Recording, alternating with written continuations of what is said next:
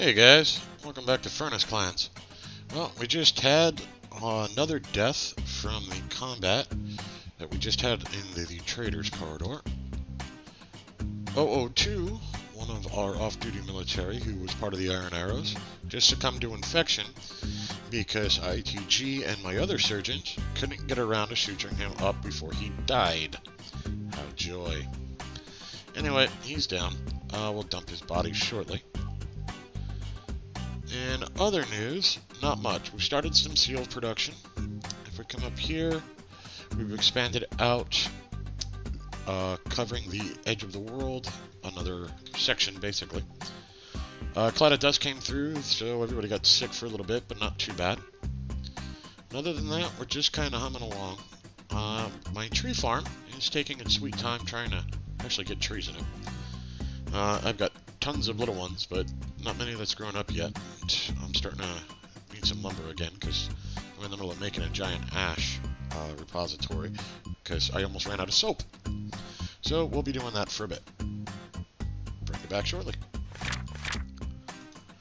So one of the things I've been hoping to have happen has finally happened. Down here in the live fire pit, I dumped off a couple of dogs who were females and were breeding a bit. Through a little pit I built in the top, I just threw them down there. One of them has finally died, and since it's dead, it is now just beating the crap out of every other dog in there. So I'm about to have a lot of nice, lovely targets down in the live fire pit. I was actually figuring this is going to happen just due to overpopulation, but apparently one of them just finally died of old age. Works for me. So shortly I'll be having my military crossbowmen come through here on training runs. So I realize I haven't given you guys a decent review on the fort recently. We're currently in the year 797. We've gotten a decent amount of the walling done upstairs. We'll let them go while we chat. First thing you'll notice is I'm building bridges to try and create a ceiling over the area I'm starting to seal off. This is because it takes less material, so my dwarves have to run back and forth less often. That's the only reason I'm really using those instead of floors. It does mean I'll have to drop in ice walls here and there just to give them a place to lock onto, but not a big deal. One of the other things that happened up here, you'll notice I hung a right turn when I had planned on going up the left side of the wall here a bit more. And that was because I was having a problem with burrows. I could not get the burrows to activate up here across this line until he had actually built something into that airspace. The memory didn't initialize the that location, so the burrow was unable to accept that as a buildable area. What happens then is then I can't designate the pit pond as someplace to fill in, so I wasn't able to continue forward in that direction. I built 2 floors, and that seemed to work out just nicely. One of the other things to be aware of if you're going to try and build an ice wall like this, oops, I've got a little more to clear off, is when it's snowing, you're going to play Othello with the ground. What basically happens is your dwarf runs up with a bucket of water, dumps it over, creates ice on the ground. Like so. Well, that's snow-covered red sand at the moment. Maybe I have some over here. Snow-covered, snow-covered. Okay. Well, anyway, what happens is it becomes icy ground. And if it's snowing, it'll swap back to snow-covered before your next dwarf can get up there with the second bucket to create a wall. So just keep that in mind that weather will interfere with your ability to build these walls. The further you are from your water source, the more likely you're going to play this game of Othello with it. Now, for the rest of the fort, our stocks are pretty good. We've got plenty of meals, just short of 6k, and plenty of drink, just over 7k. So we've got plenty of that. Armor is running at about 50 pieces for everybody. So I've got 48 steel breastplates, 59 steel mail shirts. Some are forbidden for some reason. I need to melt these down. Oh, actually, you know what? I have a stockpile for anything that's not masterwork equipment. So if it's not in that stockpile, I don't want to actually melt it down. It means somebody actually grabbed it. So let's see what we actually have down here in my armor bin. 1 gauntlet. Alright, well, we'll melt that down. Our citizenry is up to 77 citizens. we've had a couple of more people become peasants. I haven't really done much with them. I haven't added them to the military yet because I'm still trying to build up enough armor and stuff like that. I have 2 citizen troops. Oh, here, I'll show you. The brass set and the gears of blockading are 2 citizen groups. They're set up for crossbow and steel armor. The urges of whipping is the captain of the guards unit. He's slowly but surely adding some folks in.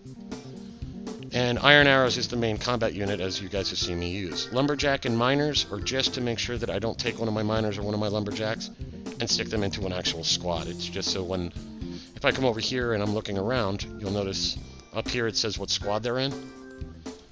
I know that they're taken up by something else. In other news, we're starting to run a little low on housing here in my apartment complex. I'll have to build out that a bit more. I've only got 3 levels there. I'll probably add in another level or 2 going up here. Down at the tree farm, we've collected twice, and I realized that having everybody walk all the way upstairs with all of the lumber was slowing things down significantly. So what I did was, I created a T-junction to 2 different minecarts. This minecart runs here, and if we follow it up, it runs right up to my crafting level and deposits into the existing wood stockpile. So either they'll drop into this stockpile, stuff it in here, and it'll automatically quantum stockpile, or they'll drag one of the minecarts up from down there. That significantly sped that process up. We recently have a problem up here near the OMG. I have a, come on, there we go. I have a human left hand that just won't go away. So what I'm doing, actually I need to correct this. Well, we're going to see what happens if I dump a minecart full of magma on him. We'll see if we can splash him off into something where I can drop something on him. Otherwise, what we'll have to do is figure out a way to kill him and then drop magma on him quickly. One of the other things that happened is I sealed off the trader's access with a wall. We were starting to get raids in. You saw one of the last ones. We lost 002. I was worried about continued happiness concerns, so I just walled it out and just, we haven't seen traders in a while, and I'm okay with that. But what's interesting here is over at the trader's access, up here you'll notice I've got a diorite bridge and an ice wall. They're layered on top of each other. Same thing for the road here. You can't see it, but it's there if you look at the information up here. I'm going to be real curious what happens when I deconstruct these items to see if I still have a wall here or not when they deconstruct, or if something goes horribly, horribly wrong. We'll find out soon. And finally, one of the things I'm planning on doing, if we come over here, if you remember way back in FurnaceClans 1, my original dig pattern brought me down through this area here into a single wide stairway that actually accesses my main fortress. What I plan to do is, in the single pick thread, there is a discussion, a very detailed discussion, about how to tap through an aquifer. Oops, something got into a fight. How to tap through an aquifer without needing any wood and without having to freeze it, so you never actually have to expose to air once you're underground. What I'm going to do is I'm going to set that up, and I'm going to drill a larger stairway through the aquifer here, down to this level. Well, actually, I'm going to build it right around here. This will be where my 3x3 goes, and I'll feed it up into this area. This should help me deal with the traffic jams that are occurring.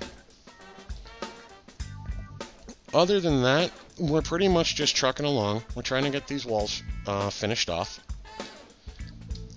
And they're happening slowly but surely. And once that happens, and we get more of this bridges up as ceilings, I'll be able to get down there and collect a bunch of these goods over here. I still don't have the iron spikes in the bottom of the OMG yet, and partially that's because, well, you'll notice I have a bunch of dog corpses. We'll get back to that in a second. That's because I still have a bunch of undead kicking around up here on the surface, and they just won't path in. My entry is right here. There's guys right next to it, and they're being very slow about pathing. However, I believe a portion of that is because of my live fire pit. A while back, I had dumped a couple of dogs in here. They bred a bit, and now I've got plenty of undead just kicking around here waiting for being used as target practice. You notice my idler count, if you've been watching, keeps going up and down pretty heavily. I don't have enough idlers yet that I really want to put the military into a dedicated rotation of coming down here for archery practice yet. We will get there, just not yet. But up above here, I've got a pit that I can throw more in there if we find the need. So that's pretty much where FurnaceClans is at. It's 797. And we were established in 753. So it's 44 years in. There was an inquiry as to what my FPS tends to look like. As you can see, it drops. I'd say I typically run in the 30s range. I will drop down to 20 to 21 depending on where I'm looking at. I can occasionally get it up to 40, 45, depending on how many of my guys are asleep or on break or whatnot. But I'd say 30 is about where I tend to hang out. If it gets any lower than that, I start taking drastic measures to start cleaning things up, start walling off areas of the fort that I really don't want anybody to ever path into, such as the mining areas, which I can't find when I want to actually show you one. So there's a bunch of that going on. But other than that, we're just trucking along. I believe at 80 citizens, I'm not sure, don't quote me, but if any of you know for sure, throw one in the comments, that I will have a chance at becoming the Mountainhome. But that would require me getting a liaison in, and right now that's really not going to happen. And I have another cloud of dust coming, cloud of cursed dust. So everybody's going to get sick and feel kind of lousy, and I'm wondering why I'm at a cave week. But anyway, that's a moot point. I'll bring you back when something interesting happens.